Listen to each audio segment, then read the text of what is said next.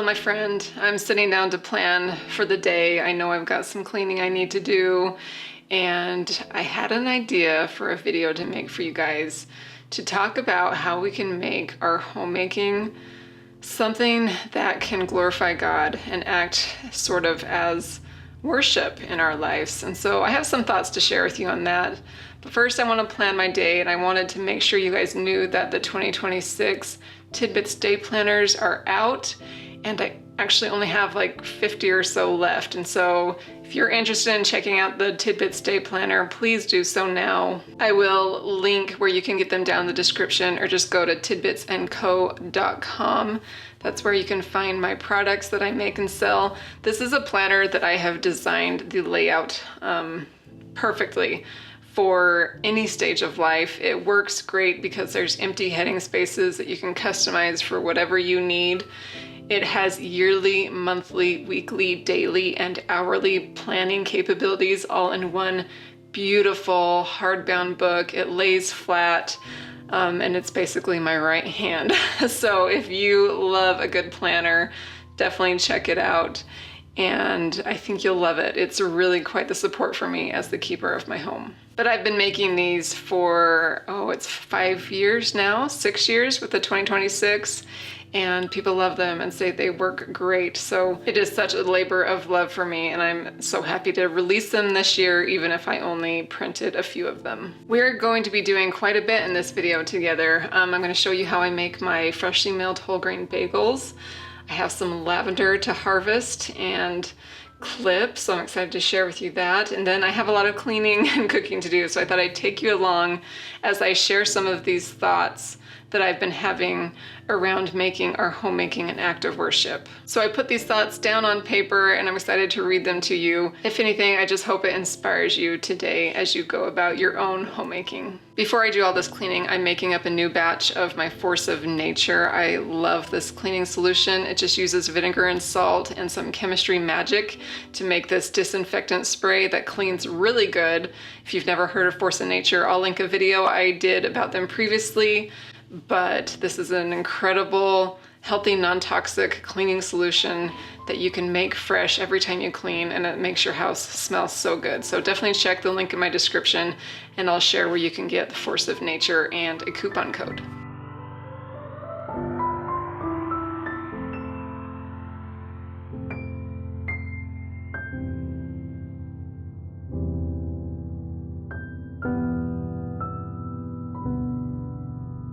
There are seasons of my life, and probably in all of our lives as homemakers, where the tasks at hand feel overwhelming, monotonous, and even underappreciated.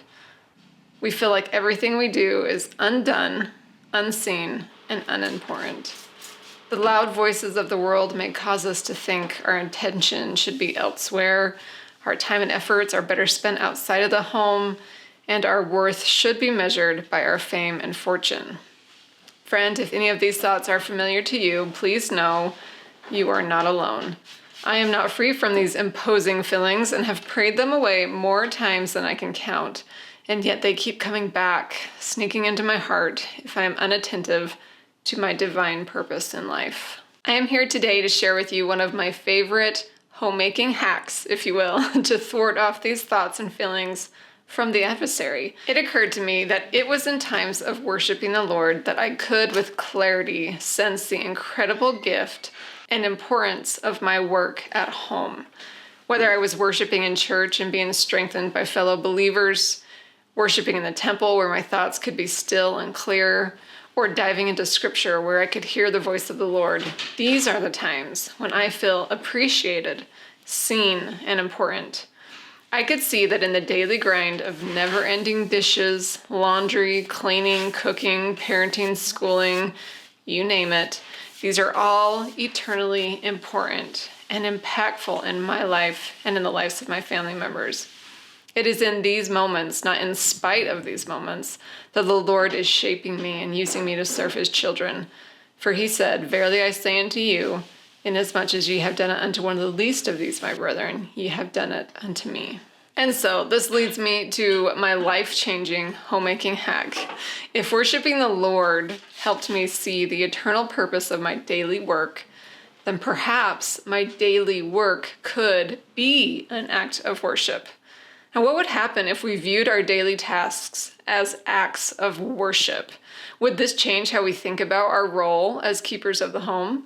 Would we do things differently? Would we find more joy and peace in our day-to-day lives? I have found that when Jesus Christ is the center of my focus, it changes everything.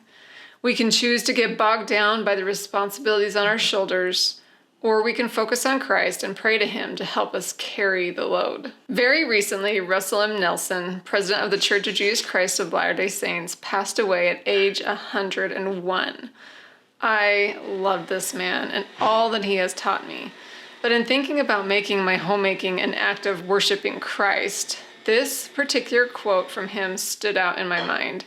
He once said, "The joy we feel has little to do with the circumstances of our lives and everything to do with the focus of our lives. When the focus of our lives is on Jesus Christ and His gospel, we can feel joy regardless of what is happening or not happening in our lives." Now, I am a practical person, and when I came across concepts like this, I want to know what it looks like. What does it actually look like if I'm focused on Christ as a homemaker? So I began to look for examples, and I feel like I came across a good one that helped me see how I could apply this principle. As a family, we occasionally like to watch The Chosen on Sundays, and we were watching an episode where the women and disciples of Christ were preparing for an event and feast where they knew Christ would come. The women were joyfully decorating, preparing food, and just getting prepped for this event. They knew their Lord was coming, and they seemed to be filled with joy and peace in their preparations. I could see myself doing the same, channeling all the Martha that I have in me and feeling grateful that I had a part in welcoming my Savior to an event or to my home. But of course, we know not the day nor the hour when He will come again. So what about all the meals, messes, and management that needs to happen in between? Perhaps a simple mental shift could be the key. What if we simply say, "I'll do this for Him"? Sure, doing it for our home and family is still a noble work, but this takes our service and our joy to a whole new level. I'll weed the garden, feed the children for like the 5th time today, change diapers, tidy the home, decorate the home, make the bread, even perhaps build a business because I love Him and He has called me to His work. I'll honor Him because He gave His life for me. Friends, this mental shift could change everything.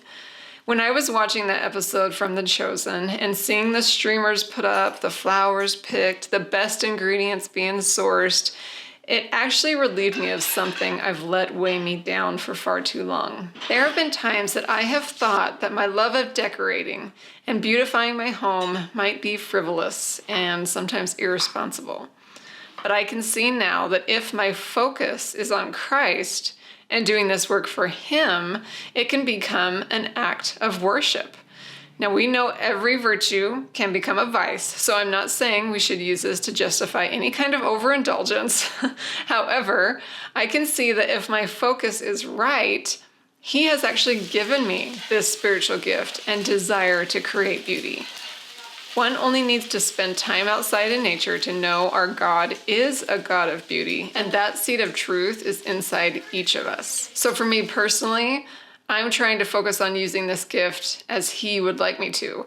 I believe He would like me to create a home that feels like an escape from the world, one where my family can find refuge from the storm, one that helps all who enter in to focus on Christ and to feel joy and peace, where me and my family can be nourished through good food and the good Word of God.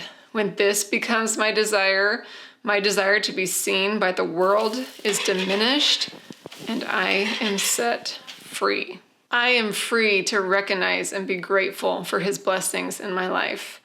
I have dishes to do because there are mouths to feed and food in the house.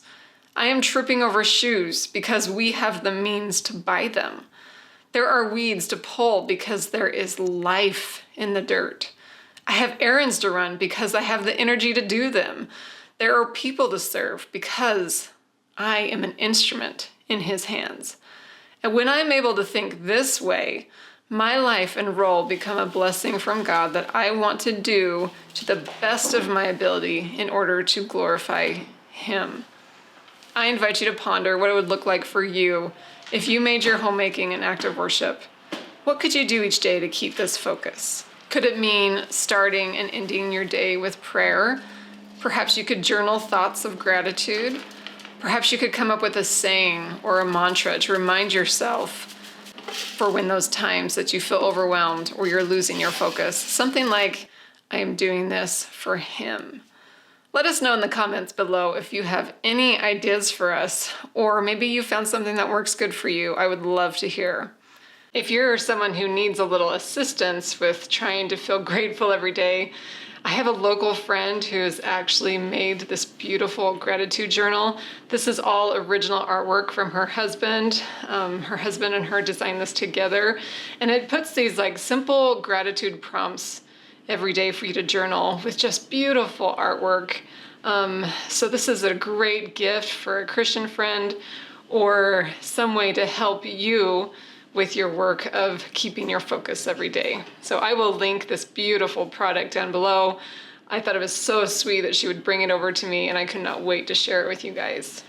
But find something that works for you, and perhaps the next time you feel overwhelmed, underappreciated, and unseen, you will know how to turn it around and give your all to Him. And in turn, I know that He will carry you through the good times and the bad. He has promised us that when we turn to Him, He offers us peace in this world. And if your whole world happens to be in the four walls of your home, I can't imagine anything better. Thanks for allowing me a chance to share these thoughts with you. I hope you can move forward today with comfort in your heart and a new resolve. You are doing amazing work of eternal significance, and I am cheering you on. I hope you have a lovely day, and I'll be back very soon to share more inspiration for the keeper of the home.